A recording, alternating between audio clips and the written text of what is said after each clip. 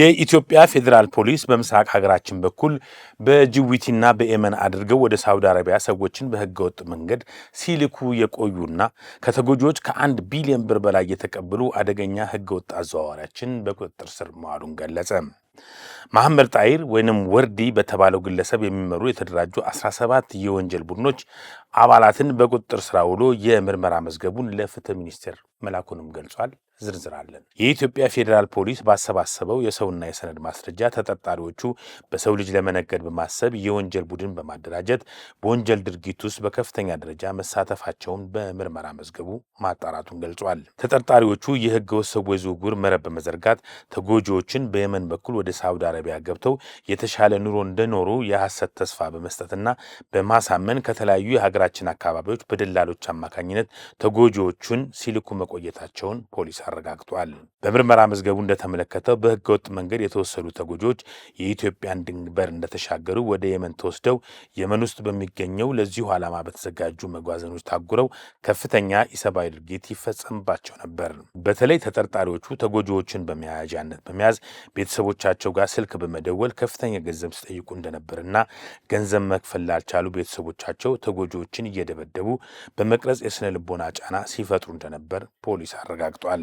በዚሁም መሰረት የኢትዮጵያ ፌዴራል ፖሊስ ከፍትህ ሚኒስቴር ከብሔራዊ መረጃና ደህንነት አገልግሎት እንዲሁም ከሌሎች ባለድርሻ አካላት ጋር በቅንጅት ባደረገው ጠንካራ ክትትልና ምርመራ በርካታ ግኝቶችን ይፋ አድርጓል። ከነዚህም መካከል ህገወጥ አዘዋዋሪዎቹ ከተጎጂዎች ከ1 ቢሊዮን ብር በላይ በህገወጥ መንገድ መቀበላቸው፣ ከ40 ሺህ በላይ ሰዎችን በህገወጥ መንገድ ማዘዋወራቸው፣ ከ60 በላይ ሰዎች ለህልፈት መዳረጋቸው ተረጋግጧል። በዚህ ወንጀል ጉዳይ ዙሪያ በርካታ ሰዎች የምስክር ቃላቸውን የሰጡ ሲሆን ከሳውዲ አረቢያና ከኢትዮጵያ በቀጥታ መስመር በቪዲዮ የምስክር ቃላቸውን ሰጥተዋል። ተጠርጣሪዎቹ በህገወጥ መንገድ ያገኙትን ገንዘብ በመጠቀም በሀገር ውስጥና በውጭ ሀገር ቋሚና ተንቀሳቃሽ ንብረት ማፍራታቸውም ፖሊስ ያረጋገጠ ሲሆን በስማቸው ከነበረው ቤት፣ ተሽከርካሪና ገንዘብ እንዲታገድ አድርጓል። የኢትዮጵያ ፌዴራል ፖሊስ ተጠርጣሪዎቹ በሰው መነገድ፣ በህገወጥ ሐዋላና በህገወጥ የገንዘብ ዝውውር ወንጀሎች ምርመራውን አጠናቆ ለፍትህ ሚኒስቴር መላኩን አስታውቋል። ገላሽን በሙቅ ውሃ አጥብሻለሁ በማለት የ2 ዓመት ህጻኗን እንዳትጮህ አፏን በማፈን የአስገድዶ መድፈር ወንጀል የፈጸመው ግለሰብ በእስራት ተቀጣ።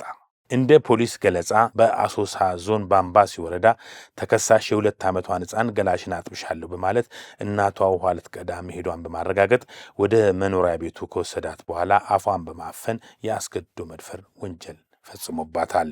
የባምባሲ ወረዳ ፖሊስ የምርመራ መዝገቡን በሰውና በሰነድ ማስረጃ በማስደገፍ ያቀረበለት የባምባሲ ወረዳ ፍርድ ቤትም ማስረጃውን ከመረመረ በኋላ ጥፋተኛ ሆኖ በመገኘቱ በ19 ዓመት ጽኑ እስራት እንዲቀጣ ወስኖበታል። ውድ የፕሮግራማችን ተከታታዮች የወንጀልን አስከፊነት የሚሰብከውን ይህን ፕሮግራማችን ከወደዱትና ሌሎች ከፕሮግራማችን ተምረው ራሳቸውን ከወንጀልና ከጸጸት እንዲጠብቁ ከወደዱ ቻናላችን ላይክ፣ ሼር እና ሰብስክራይብ እንዲያደርጉ ድጋፎን እንጠይቃለን። ካቴና በኮንታ ልዩ ወረዳ የ15 ዓመት ልጇን እየደፈራት ደርሳ ልታስጥል የሞከረች እናት በስለት ወቅቱ የገደለው ተከሳሽ በሞት እንዲቀጣ ተወሰነበት። በኮንታ ልዩ ወረዳ እናቷን ገሎ የ15 ዓመት ልጇን አስገድዶ የደፈረው ግለሰብ በሞት እንዲቀጣ ተወሰነበት። ይህ ዕድሜው 30ዎቹን ያልተሻገረው ወጣት ከገበያ ወደ ቤት በመመለስ ላይ የነበረችውን የ15 ዓመት ታዳጊን በመጥለፍ ወደ ጫካ ሲወስዳት የልጇን ጩኸት የሰማች እናት ወደ ጫካ ስትደርስ ተከሳሹ ልጇን ሊደፍራት ሲታገላት ታያለች።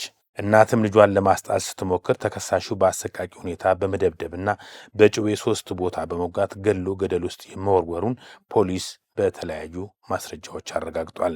ከዚያም በኋላ ተከሳሹ ታዳጊዋን አስገድዶ መድፈሩንም ምርመራው ጨምሮ ገልጿል። ክሱን ሲመረምር የቆየው የኮንታ ልዩ ወረዳ ከፍተኛ ፍርድ ቤትም ሐምሌ 1 2018 ዓ.ም ባስቻለው ችሎት ተከሳሹ በፈጸማቸው 3 ከባድ ወንጀሎች በሞት እንዲቀጣ ወስኖበታል።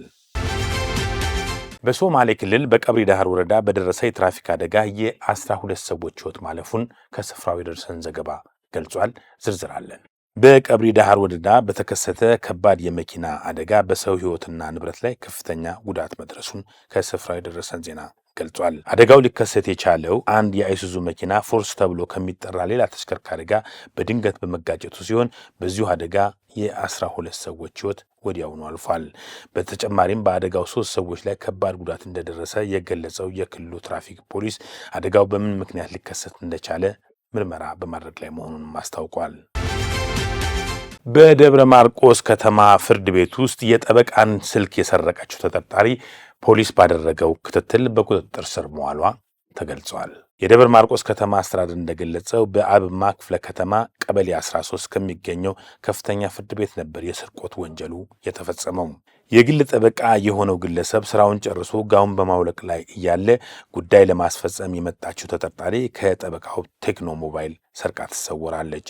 ሪፖርቱ የደረሰው ፖሊስም ከአካባቢው ማህበረሰብ በወቅቱ ከነበሩ የሕግ ባለሙያዎች ያገኘውን መረጃ መሰረት አድርጎ ባከናወነው ክትትል ወዲያውኑ ፍርድ ቤት ውስጥ ሞባይል ሰርቃ ተሰውራ የነበረች ተጠርጣሪን በቁጥጥር ስር ማዋል ችሏል።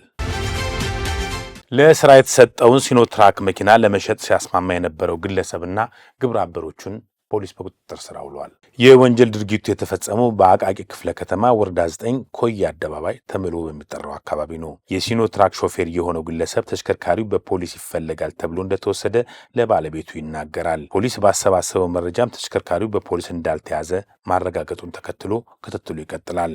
የኋላም አሽከርካሪው ከሁለት ግለሰቦች ጋር በመተባበር መኪናውን ለመሸጥ ሲያስማማ 3 ተጠርጣሪዎች በፖሊስ ቁጥጥር ስር ውለው ምርመራቸው እየተጣራ እንደሚገኝ ተገልጿል። የተሽከርካሪ ባለንብረቶች አሽከርካሪዎችን ሲቀጥሩ በተያያዥ ሊቀጥሩ እንደሚገባም ፖሊስ አሳስቧል። በማናለብኝነትና በእብሪት በመነሳሳት አንድን የፖሊስ ባልደረባ ሽጉጥ ተኩሰው ያቆሰሉ የፍርድ ቤት ዳኛ በእስራት ተቀጡ። በአዲስ አበባ ከተማ የወረዳ 8 ፍርድ ቤት ዳኛ ያለምንም ምክንያት በድንገት በያዙ ሽጉጥ ግርማቸው ካሳዬ በተባለው የፖሊስ ባልደረባ ላይ የግድያ ወንጀል መፈጸማቸው በምርመራ ተረጋግጧል። ተከሳሹ የፍርድ ቤት ዳኛም ወንጀል በፈጸሙበት ዕለት ከመጠን በላይ መጠጥ ጠጥተው እንደነበር የገለጸው የምርመራ መዝገቡ ራሳቸውን ከሕግ በላይ አድርገው ከምሽቱ 12 ሰዓት ጀምሮ ሽጉጥ ሲተኩሱ ማምሸታቸውን ተገልጿል።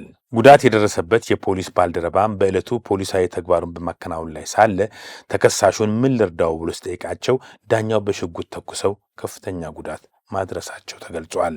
የተከሳሹ ወንጀል በመዘርዘር ከሳሽ ለፍርድ ቤት አመልክቶ በምስክር ቢያስረዳም ፍርድ ቤቱ ለዳኛው ወግኖ ሆን ብሎ ክሱን ሲያንጓተት ቢቆይም በስተመጨረሻም የፖሊስ አባሉን በእብሪት በሽጉጥ መትተው ያቆሰሉት የፍርድ ቤት ዳኛ በ2 ዓመት እስራት እንዲቀጡ የወሰነባቸው መሆኑን ፖሊስና እርምጃው ጋዜጣ በ1967 እትሙ ገልጿል።